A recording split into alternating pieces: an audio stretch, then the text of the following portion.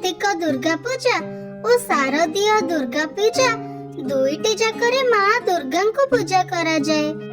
ବାସନ୍ତିକ ଦୁର୍ଗା ପୂଜା ବସନ୍ତ ଋତୁରେ ହେଉଥିବାରୁ ବାସନ୍ତିକ ଓ ଶାରଦୀୟ ଦୁର୍ଗା ପୂଜା ଶରତ ଋତୁରେ ପାଳନ କରାଯାଉଥିବାରୁ ଶାରଦୀୟ କୁହାଯାଏ।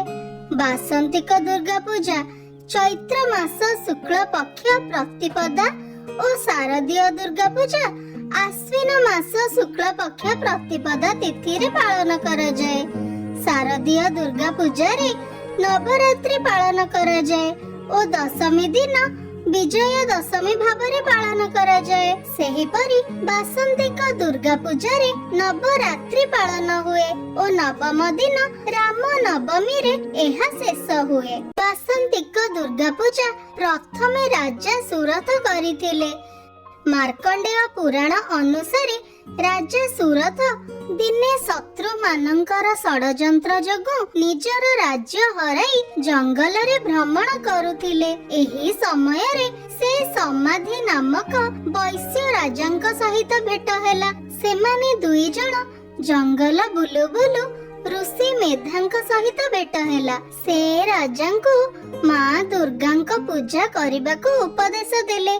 ରାଜା ସୁରଥ ମାତା ଦୁର୍ଗାଙ୍କୁ ପୂଜା କରି ନିଜର ରାଜ୍ୟ ଫେରି ପାଇଥିଲେ। ଏହି ପୂଜା ବସନ୍ତ ଋତୁରେ ହୋଇଥିବାରୁ ଏହାକୁ ବାସନ୍ତିକ ଦୁର୍ଗା ପୂଜା କୁହାଯାଏ।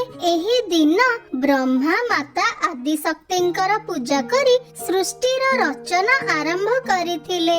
ଶାରଦୀୟ ଦୁର୍ଗା ପୂଜାରେ ପ୍ରଭୁ ଶ୍ରୀରାମ ମାତା ସୀତାଙ୍କୁ ଉଦ୍ଧାର କରିବା ପାଇଁ ଯିବା ପୂର୍ବରୁ ଦୁର୍ଗା ମାତାଙ୍କର ପୂଜା କରିଥିଲେ ଓ ରାବଣ ବଧ କରିଥିଲେ।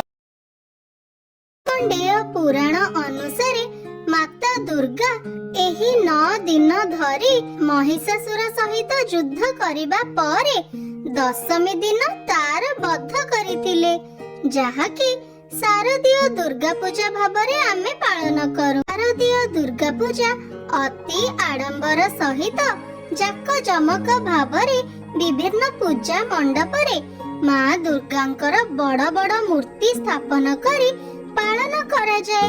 କିନ୍ତୁ ବାସନ୍ତିକ ଦୁର୍ଗା ପୂଜା ନିରାଡମ୍ବର ଭାବରେ ବିଭିନ୍ନ ଶକ୍ତି ପୀଠରେ ପାଳନ କରାଯାଏ।